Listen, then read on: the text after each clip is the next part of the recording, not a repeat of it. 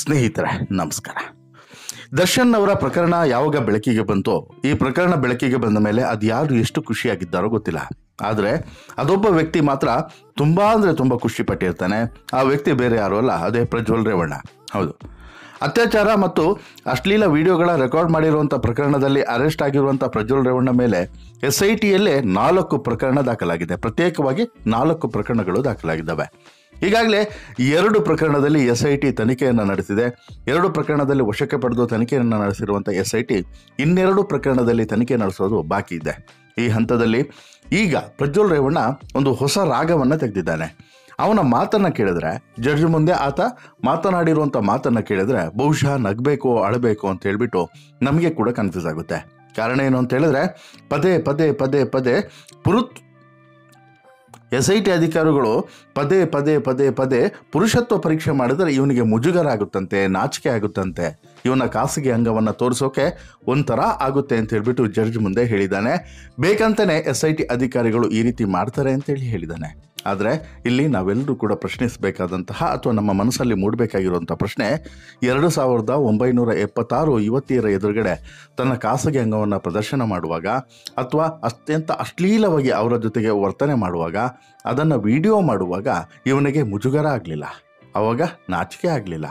ಅವರ ಮುಂದೆ ಅದನ್ನು ಪ್ರದರ್ಶನ ಮಾಡುವಾಗ, ಅವರ ಬಾಯಿಗೆ ಅದನ್ನು ಇಡುವಾಗ ಇವನಿಗೆ ಹೇಸಿಗೆ ಅನಿಸ್ಲಿಲ್ಲ. ಆದರೆ ಇವತ್ತು ಇವನಿಗೆ ಈಗ ಈ SIT ಅಧಿಕಾರಿಗಳು ವೈದ್ಯಕೀಯ ಪರೀಕ್ಷೆ ಮಾಡಿಸುವಂಥ ಸಂದರ್ಭದಲ್ಲಿ ಪದೇ ಪದೇ ಪದೇ ವೈದ್ಯಕೀಯ ಪರೀಕ್ಷೆ ಮಾಡುವಂಥದ್ದು ಇವನಿಗೆ ಮುಜುಗರ ಆಗುತ್ತಾ ಅನ್ನುವಂಥ ಪ್ರಶ್ನೆ ಎಲ್ಲರೂ ಕೂಡ ಕೇಳಬೇಕಾಗುತ್ತೆ. ಯಾಕೆಂತ ಹೇಳಿದ್ರೆ, ಭಾರಿ ಸಂಭಾವಿತ, ಭಾರಿ ಮರ್ಯಾದಸ್ಥ ಮನೆಯ ಮಗನಾಗಿರುವಂಥ ಈ ಮಾಜಿ ಸಂಸದ ಈಗ ಇಂಥದ್ದೊಂದು ಪ್ರಶ್ನೆಯನ್ನು, ಇಂಥದ್ದೊಂದು ಮಾತನ್ನು ಹೇಳೋದು ಅತ್ಯಂತ ಹಾಸ್ಯಾಸ್ಪದ ಅಲ್ಲದೆ ಇನ್ನೇನು, ನೀವೇ ಹೇಳಿ. ಹಾಗಾದರೆ ಈತ ಕೋರ್ಟ್ನ ಮುಂದೆ, ಜಡ್ಜ್ನ ಮುಂದೆ ಏನು ಹೇಳಿದ್ದಾನೆ ಅನ್ನೋದನ್ನು ಮೊದಲಿಗೆ ನಿಮ್ಮ ಮುಂದೆ ಹೇಳಿಬಿಡ್ತೇನೆ. ತನಿಖೆಗೆ ಸಹಕರಿಸಬೇಕೆಂಬಂತಹ ಕಾರಣಕ್ಕೆ 2 ಪ್ರಕರಣಗಳಲ್ಲಿ ಪುರುಷತ್ವ ಪರೀಕ್ಷೆಯನ್ನು ಮಾಡಿಸಿಕೊಂಡಿದ್ದೀನಿ. ಆದರೆ ಮತ್ತೆ ಮತ್ತೆ ಅದೇ ಪರೀಕ್ಷೆಯನ್ನು ಮಾಡಿಸಲು ಕೇಳ್ತಾ ಇದ್ದಾರೆ. ಪದೇ ಪದೇ ಖಾಸಗಿ ಅಂಗವನ್ನು ತೋರಿಸೋದಕ್ಕೆ ನನಗೆ ಮುಜುಗರ ಆಗ್ತಾ ಇದೆ. ಈ ಮುಜುಗರದಿಂದ ನನ್ನನ್ನು ಪಾರು ಮಾಡಿ ಅಂತ ಹೇಳ್ಬಿಟ್ಟು ಈ ಮಾಜಿ ಸಂಸದ, ರಸಿಕರ ರಾಜ, ಹಾಸಿಗೆಯ ವೀರ ಮತ್ತು ಹಾಸಿಗೆಗಳಲ್ಲಿ ಮುದ್ದಾಡಿ ತದ್ದಾಡಿ ಕಾಮದಾಟದಲ್ಲಿ ತೊಡಗಿದ್ದಂತಹ ಈ ಪ್ರಜ್ವಲ್ ರೇವಣ್ಣ ಈಗ ಕೋರ್ಟ್ನಲ್ಲಿ ಜಡ್ಜ್ ಮುಂದೆ ಕೇಳಿರುವಂತಹ ಬೇಸರದ ಮಾತುಗಳಿದು. ಕಸ್ಟಡಿ ಅಂತ್ಯಗೊಂಡಂಥ ಹಿನ್ನೆಲೆಯಲ್ಲಿ ನಗರದ 42ನೇ ACMM ನ್ಯಾಯಾಲಯದ ಮುಂದೆ ಮಂಗಳವಾರ ಹಾಜರುಪಡಿಸಿದಂಥ ಸಂದರ್ಭದಲ್ಲಿ ನ್ಯಾಯಾಧೀಶರು ಕಸ್ಟಡಿಯಲ್ಲಿ ಏನಾದರೂ ಸಮಸ್ಯೆ ಆಯ್ತೆ ಅಂತೇಳಿ ಪ್ರಶ್ನೆಯನ್ನು ಕೇಳ್ತಾರೆ. ಕಾನೂನು ಪ್ರಕಾರ ಅದು ಕೇಳ್ತಾರೆ.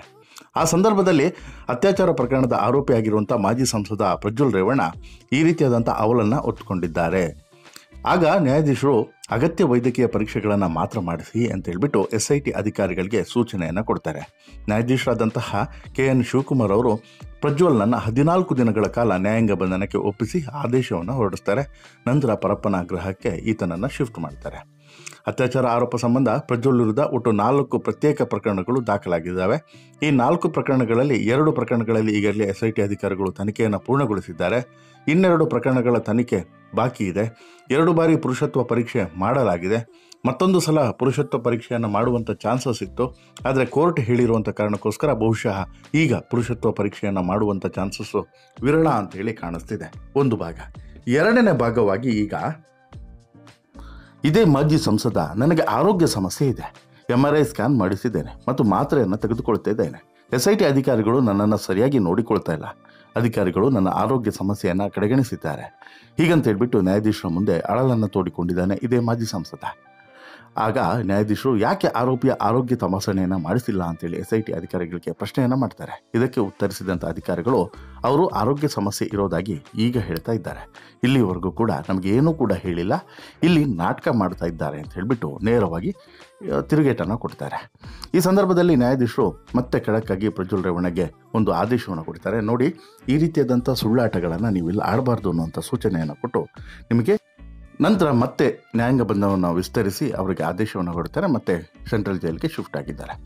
ಬಟ್ ಈಗ ಪ್ರಶ್ನೆ ಇರುವಂಥದ್ದು, ಪ್ರಮುಖವಾಗಿ ಎಲ್ಲರೂ ಕೂಡ ಕೇಳಬೇಕಾಗಿರುವಂಥದ್ದು ಪ್ರಜ್ವಲ್ ರೇವಣ್ಣನ ಮಾನ ಮರ್ಯಾದೆಯ ಬಗ್ಗೆ. ಹೌದು, ಇದೇ ಪ್ರಜ್ವಲ್ ರೇವಣ್ಣ ಮಾಜಿ ಸಂಸದ, ಹಾಸನದ ಹಾಸಿಗೆಯ ವೀರೋ ಈ ಪ್ರಜ್ವಲ್ ರೇವಣ್ಣ ಇದ್ದ ನೋಡಿ, ಈತನಿಗೆ ಬರೋಬ್ಬರಿ 2976 ಯುವತಿಯರ ಜೊತೆಗೆ ವಿಡಿಯೋ ಮಾಡುವಂಥ ಸಂದರ್ಭದಲ್ಲಿ ಯಾವ ಮಾನ ಮರ್ಯಾದೆ ಅಂಜಿಕೆ ಯಾವುದು ಕೂಡ ಅಡ್ಡಿ ಬರಲಿಲ್ಲ. SIT ಅಧಿಕಾರಿಗಳು ವೈದ್ಯಕೀಯ ಪರೀಕ್ಷೆ ಮಾಡುವಂಥ ಸಂದರ್ಭದಲ್ಲಿ ಈತನಿಗೆ ಖಾಸಗಿ ಅಂಗ ತೋರಿಸುವುದು ಭಾರಿ ಕಷ್ಟ ಆಗ್ತಿದೆಯಂತೆ. ಎಂತಹ ಹಾಸ್ಯಾಸ್ಪದ ಘಟನೆ ಇದು ಅಂತೇಳಿ ನಿಮ್ಗೆ ಅನಿಸುತ್ತೆ ಅಲ್ವಾ? ಯಾಕಂತ ಹೇಳಿದ್ರೆ ಅಂತಹ ನೀಚ ಕೆಲಸವನ್ನು ಮಾಡುವಂತಹ ವಿಡಿಯೋವನ್ನು ರೆಕಾರ್ಡ್ ಮಾಡುವಾಗಲೂ ಕೂಡ ಈತನಿಗೆ ಅಂಜಿಕೆ ಆಗಲಿಲ್ಲ, ಅಳುಕಾಗಲಿಲ್ಲ. ಅವರ ಆ ಯುವತಿಯರ ಪಟ್ಟೆ ಬಿಚ್ಚಿಸುವಂಥ ದೃಶ್ಯವನ್ನು ರೆಕಾರ್ಡ್ ಮಾಡುವಾಗಲೂ ಕೂಡ ಈತನಿಗೆ ಅಸಹ್ಯ ಅಂತೇಳಿ ಅನಿಸ್ಲಿಲ್ಲ. ನಾನು ಮಾಡ್ತಾ ಇರೋದು ಗಲೀಜು ತಿನ್ನುವಂಥ ಕೆಲಸ, ಹೇಸಿಗೆ ತಿನ್ನುವಂಥ ಕೆಲಸ ಅಂತೇಳಿ ಆಗಲೂ ಕೂಡ ಆತನಿಗೆ ಅನ್ನಿಸ್ಲಿಲ್ಲ. ಅದು ಅಷ್ಟು ಮಾತ್ರವಲ್ಲ, ಈತನ ಜೊತೆಗೆ ನಂಬಿಕೆಯನ್ನು ಇಟ್ಟು ತಮ್ಮ ಖಾಸಗಿ ಕ್ಷಣವನ್ನು ಅವರು ಕಳೆಯುವಂಥ ಸಂದರ್ಭದಲ್ಲೂ ಕೂಡ ಆ ದೃಶ್ಯವನ್ನು ಕೂಡ ವಿಡಿಯೋ ಮಾಡಿಕೊಂಡು ತನ್ನ ವಿಡಿಯೋವನ್ನು ಇನ್ನೊಂದು ಪೆನ್ಡ್ರೈವ್ನಲ್ಲಿ ಹಾಕಿಟ್ಟು ಅದು ಇವತ್ತು ಜಗಜ್ಜಾಹೀರಾಗೋದ್ರ ಮೂಲಕ ಕೇವಲ ಈತನ ಮಾನ ಮರ್ಯಾದೆ, ಈತನಿಗೆ ಹೇಗೂ ಇಲ್ಲ ಬಿಡಿ ಮಾನ ಮರ್ಯಾದೆ ಅನ್ನೋದು, ಈತನ ಮಾನ ಮರ್ಯಾದೆ ಹರಾಜಾಗೋದು ಮಾತ್ರವಲ್ಲದೆ ಆ ಪಾಪದ ಯುವತಿಯರ ಮಾನ ಮರ್ಯಾದೆಯನ್ನು ಕೂಡ ಹರಾಜು ಹಾಕ್ತಾ ಅಲ್ವಾ? ಅದನ್ನು ಯಾರು ಕೇಳ್ತಾರೆ ಅಲ್ವಾ? ಅದನ್ನು ನಾವು ಪ್ರಶ್ನೆ ಮಾಡಲೇಬೇಕಲ್ವ ಸ್ನೇಹಿತರೆ. ಒಂದು. ಎರಡನೇದು, ಇಲ್ಲಿ ಈತ ಮಾಜಿ ಸಂಸದನಾಗಿದ್ದ, ಅಂದರೆ ಆಗ ಸಂಸದ, ಜನಪ್ರತಿನಿಧಿಯಾಗಿದ್ದ. ಜನರ ಕಷ್ಟ ಕಾರ್ಪಣ್ಯಗಳನ್ನು ಕೇಳಬೇಕೇ ಹೊರತು ಜನರ ಬೇಕು ಬೇಡಗಳನ್ನು ಕೇಳೋದಲ್ಲ. ಅವರಿಗೆ ಲೈಂಗಿಕವಾಗಿ ಅವರು ಸಂತುಷ್ಟರೋ ಅಸಂತುಷ್ಟರೋ ಅದನ್ನು ಈತ ವಿಚಾರಿಸ್ತಿದ್ದ ಅನ್ನೋದು ಪ್ರಮುಖವಾಗಿ. ಇನ್ನೊಂದು ಜೊತೆಗೆ ತನ್ನ ಕೆಲಸ, ಅಂದರೆ ಈ ಮಹಿಳೆಯರು ಯಾರು ಇವನ ಬಳಿ ಹೋಗ್ತಿದ್ರಲ್ಲ, ಅವರ ಬಳಿ ಇವರ ಕೆಲಸವನ್ನು ಮಾಡಿಸ್ಕೊಳ್ಳೋದಕ್ಕೋಸ್ಕರ, ಅಂದರೆ ಫಾರ್ ಎಕ್ಸಾಂಪಲ್ ಇವಾಗ ಯಾರೋ ಒಬ್ಬರು XYZ ಮಹಿಳೆ ಇವರ ಬಳಿ ಹೋದರು ಅಂತ ಇಟ್ಕೊಳ್ಳಿ. ಅವ್ರಿಗೆ ಏನೋ ಒಂದು ಕೆಲಸ ಆಗಬೇಕು, ಟ್ರಾನ್ಸ್ಫರ್ ಆಗಬೇಕು, ಇನ್ನೊಂದು ಆಗಬೇಕು, ಮತ್ತೊಂದು ಏನೋ ಒಂದು ಆಗಬೇಕು. ಆ ಸಂದರ್ಭದಲ್ಲಿ ಇವನ ಜೊತೆಗೆ ಕ್ಲೋಸ್ ಆಗಿ ಕಾಂಪ್ರಮೈಸ್ ಆದರೆ ಮಾತ್ರ ಅವರಿಗೆ ಆ ಕೆಲಸ ಆಗುತ್ತೆ. ಇಲ್ಲ ಅಂತ ಹೇಳಿದ್ರೆ ಆ ಕೆಲಸ ಆಗೋದಿಲ್ಲ. ಆ ಸಂದರ್ಭದಲ್ಲಿ ಇವನಿಗೆ ಮಾನ ಮರ್ಯಾದೆ ಇರಲಿಲ್ಲ, ಅಂಜಿಕೆ ಆಗಲಿಲ್ಲ. ಅವರ ಬಳಿ ನೇರವಾಗಿ ಇಂತಹದೊಂದು ಬೇಡಿಕೆಯನ್ನು ಇಡುವಂಥ ಸಂದರ್ಭದಲ್ಲಿ ಈತನಿಗೆ ಅಂಜಿಕೆ ಆಗಲಿಲ್ಲ, ಮಾನ ಮರ್ಯಾದೆ ಪ್ರಶ್ನೆ ಬರಲಿಲ್ಲ.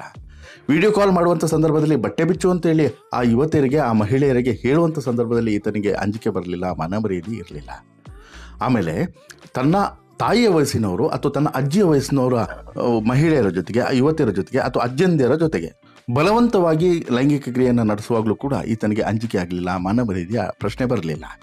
ಈಗ ಅಧಿಕಾರಿಗಳು ವೈದ್ಯಕೀಯ ಪರೀಕ್ಷೆ ಮಾಡಿಸುವಾಗ ಪದೇ ಪದೇ ವೈದ್ಯಕೀಯ ಪರೀಕ್ಷೆ ಮಾಡುವಾಗ ಮಾತ್ರ ಈತನಿಗೆ ಅಂಜಿಕೆ ಆಗ್ತಿದೆ, ಮಾನ ಮರ್ಯಾದೆಯ ಪ್ರಶ್ನೆ ಬರ್ತಿದೆ, ಜೊತೆಗೆ ಮುಜುಗರ ಆಗ್ತಿದೆಯಂತೆ.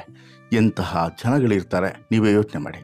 ಇಂತಹ ಜನಪ್ರತಿನಿಧಿಗಳ ಬಡದಿರುವಂಥ ನಾವೇ ಪುಣ್ಯರೋ ಪುಣ್ಯಾತ್ಮರೋ ನಾವು ಆಲೋಚನೆ ಮಾಡಬೇಕು.